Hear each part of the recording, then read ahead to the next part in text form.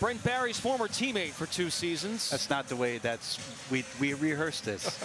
Why not? I was Sean's teammate. Oh. We talked about this. I see. Sean Marks joins us. Welcome. Good to see you guys. I thought I teed that up well. Yeah, you're perfectly fine. I was very honored to be Brent's teammate. We had a great time together. We really enjoyed our time together. Yeah, we did. We did that. Well, Sean, you've got a bright young squad, and they have shined to this point in Las Vegas. Yeah, very excited about this group. I mean, as you know, they're young, but they're out there competing and they're playing hard. They're playing the right way. You see the ball moving around. These guys are competing for diving on the floor for loose balls. They want to compete for something, so that's exciting. That environment, Sean, with so many young guys and everybody trying to get established, what is both the positives and then what can be detrimental when you have that kind of setup? Yeah, look, I think the first one, when I look at this and I say, man, at home I've got 2 boys that are older than the majority of this team.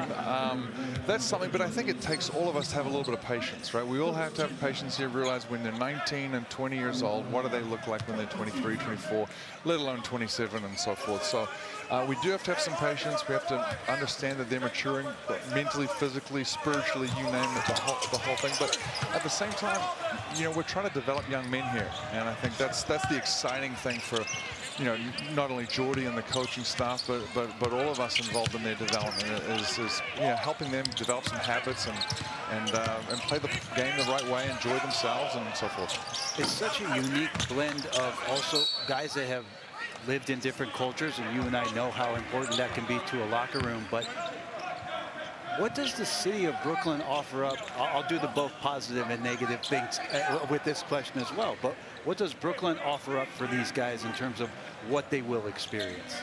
Well, everybody knows Brooklyn, and obviously New York, just a big melting pot there. You can be whoever you want to be there. It's such a diverse borough.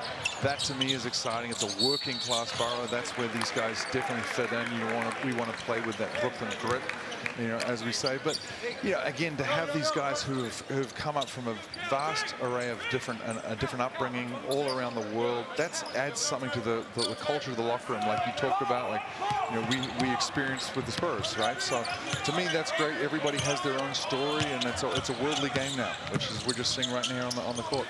You mentioned. Oh, go ahead.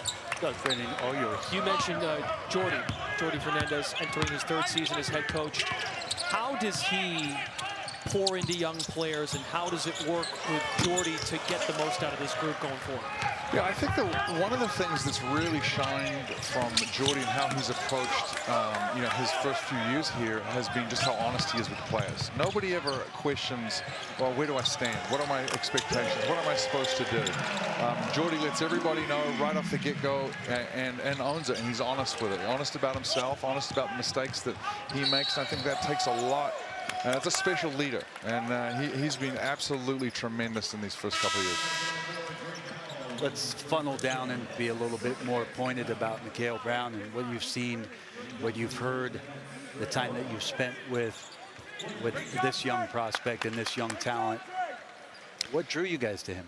Yeah, well, obviously watching him, going back from my days, watching him at the Hoop Summit, and then obviously at Louisville, see how he played there, just how he approached his teammates. I know he missed a few games, but then even in the games he was out, it was like, let's watch him on the sidelines, watch who he's interacting with, what do the coaches say about him. He's a very cerebral player. He's incredibly competitive, so that's obviously going to translate to our level. And what we've seen so far, not only in the California Classic Summer League, but in Vegas here, is just how he's sort of got those leadership characteristics, taken a lot of the guys under his wing, spent time with them away from the court as well, which is really unique for a young man like that. So those things, will translate to a really, really positive career.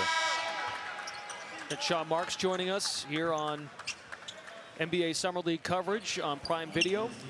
You added a veteran in Julius Randle to the mix. How does Julius' leadership and what he's proven over the course of his career, his return to the Big Apple, and how he can impact a young group? Yeah, well, absolutely. And I look at how enthusiastic Julius is about coming back here and you know, being in New York again and so forth. I think he's been on winning franchises. He understands what it takes. He's a pro's pro.